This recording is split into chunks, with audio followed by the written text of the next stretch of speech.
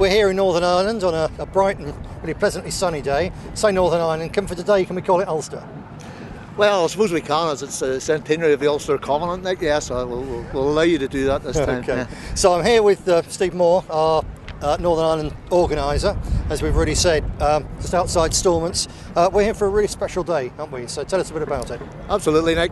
Today is the 100th anniversary of the signing of the Ulster Covenant in 1912, where the people of what was then called Ulster stood up and resisted the Home Rule Bill, which Westminster actually tried to implement, which would have meant us being effectively part of a republic. The people of this part of Ireland, which was then the whole of Ireland, stood up and resisted, and through force of arms almost made sure that they stayed British, and we remain British today 100 years later, very much so. Fascinating story. I love it, the fact that my favourite poet, Rudyard Kipling, donated a very large sum of money in those days and a poem to the cause of Ulster survival. Absolutely. I mean, a lot of people don't know that I think there was something like 2 million people on the UK mainland who signed a similar covenant, as well as the 500,000 or so in this part of in Ulster. So there was a tremendous lot of people, who were prepared to stand up and fight and die to remain British, and we're the same today as we were 100 years ago. Sure. The other thing, I think, particular note really for mainland Britain today, when we got the police in particular, politically correct, just obeying orders, just doing what they're told. In those days, the officer corps of the British Army told the government, if you sell out loyalist Ulster, you'll go to war with us, we won't fight them. That was an astounding thing as well, with men under uniform doing what was right by their conscience instead of just doing what's politically correct. That's right. I mean, in those days, people had morals, people had honour, and the officer corps you're referring to said that they would resign their commission rather than take up arms against Edward Carson's Ulster Volunteers. That's correct. Yeah. Today we have a situation where the unionist parties are on the politically correct gravy train, so to speak, the same as their counterparts in the mainland. They're turning a blind eye to immigration and asylum, which threatens the very existence of the people of Northern Ireland. Yeah. Now, I know that you've had a hand in this excellent leaflet, Remembering Our Duty, which we're handing out. We've got 10,000 here today. Yep. Tell us a little bit about it and the message and what you're hoping it'll do with people here. Well, I mean, as you see from the front of the leaflet, we've taken a design which you'll see in many Orange Order banners. It incorporates, preachers, the church. It's to underline our Christian heritage in Northern Ireland. We take very seriously. It also, point out the role of the Orange Order here. Yeah. And also, I mean, you'll see the guys with bandoliers of ammunition, which symbolises that they were prepared to fight to remain British. We have mentioned some of the history of the Covenant. We've also mentioned that the unionist parties of today are turning a blind eye to immigration and asylum, which is threatening our very existence. So we haven't missed them.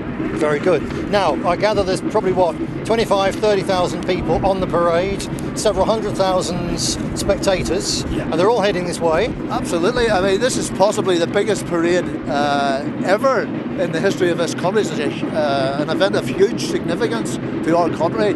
And we're also very thankful that yourself and some of our other colleagues have made the effort to come over here to support us, and it's very, very, very much appreciated. Well, wouldn't miss it for the world. Absolutely. Obviously, as people can probably hear now on the video, we've got the head of the parade coming in here. Absolutely tremendous noise. Yep. We had a call a little while ago from some of our people still in Sandy Row. That's West Belfast, isn't it? Still, basically, south. Yeah, still only just setting off. Yeah. To get up here, 8 miles. So the parade's that long. So let's go and have a look at the front of it. Absolutely. Okay.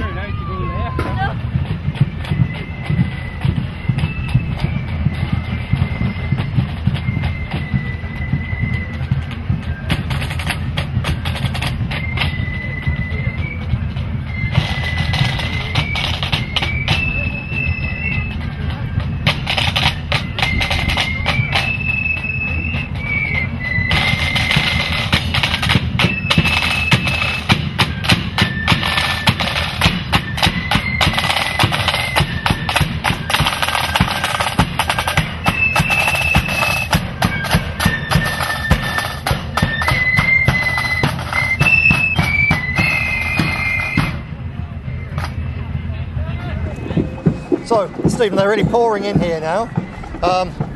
Again, blown away with the noise of the lambregs and so on. It really is good. What struck me, obviously my geography of Belfast and so on isn't particularly good, but time after time again, looking at the banners, White Rock, Tigers Bay and so on, I'm looking at places that are working class, really quite rough and poor, some of those. But the amount of money that these people, and the care and the love that they pour into the uniforms, the bands, phenomenal. What does it cost, say, one bandsman? These are kids from rough estates and so on. What does it cost to equip one bandsman, would you think? I couldn't put a figure on it, but I know uniforms and instruments don't come cheap. But I mean, there's an enormous amount of energy and fundraising goes into these guys put into this. We really take being British serious in this part of the UK, as you're well aware. We've been here around an hour and a half now, and as you see, the response we've had has been absolutely fantastic. Yeah. We've been given droves of leaflets out. I mean, there's piles of people coming up to you and wanting their photos took with you. So you're pretty well known here, even though we've only stood in one election. But the response has been fantastic. The parade itself, the spectacle, I think you'll agree, is huge. I mean, it's just great, and it's only starting really. I mean, it's going to be coming through the entrance to Stormont for some time yet. Yeah, just absolutely fantastic. The thing that really pleased me was we were with Anna a little while ago, and one of the bandsmen recognised her and said, "Oh, I voted for you." That's really good. But as you said, it's still pouring in. I don't think the camera can, certainly at present, begin to get an idea of the scale of this, because you're just looking at one band coming past. There's 15, 20 people in that, and then the lodge behind them, another 15, 20. But when you duplicate that over and over and over again, you know, we've been here, as you say, an hour and a half, and this parade of trees up here, it's been jam-packed with band after band all the time, isn't it? And as you said, it's a passion of it. No one on the mainland really has the faintest idea of this passion. And for that, I was saying to a journalist who was interviewing me, I was saying the contrast between the smashed up, ruined working class communities and cultures in England especially, and the pride and the passion and the self-conscious awareness here. It really is brilliant. Political terms, I'll have to say, Nick, the British National Party is the only party in the UK who seem to support loyalism, stroke unionism. We have obviously unionist parties, but again, when you see the Democratic Unionist Party sitting in government with Sinn Féin IRA, it tells a tale. Because something I would never do. Well, I think people out there have got the message from the response we're getting today, so let's go and carry on. Absolutely.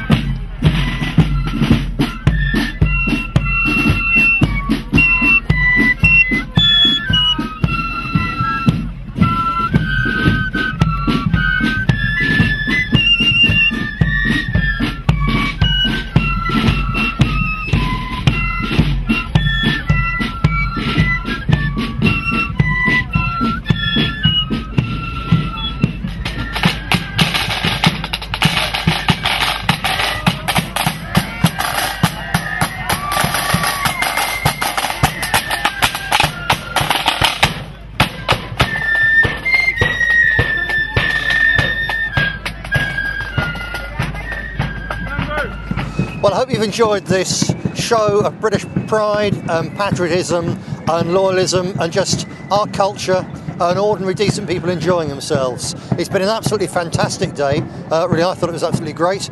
Stephen, your assessment from the British National Party Northern Ireland point of view?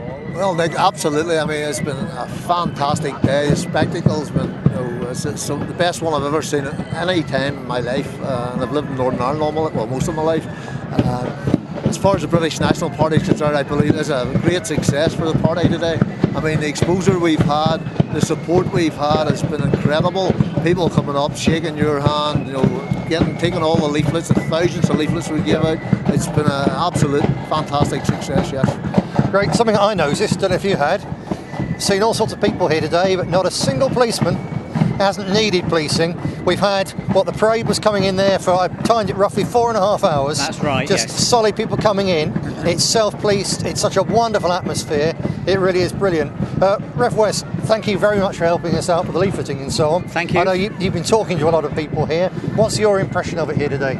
My impression of Northern Ireland is that it's a thoroughly decent and British place and needs to remain so. I think the two main dangers are Islam and political correctness, and we need to bear the torch to warn the folk of Ulster and of Southern Ireland about these twin dangers and encourage them to stand with us against them. Yeah.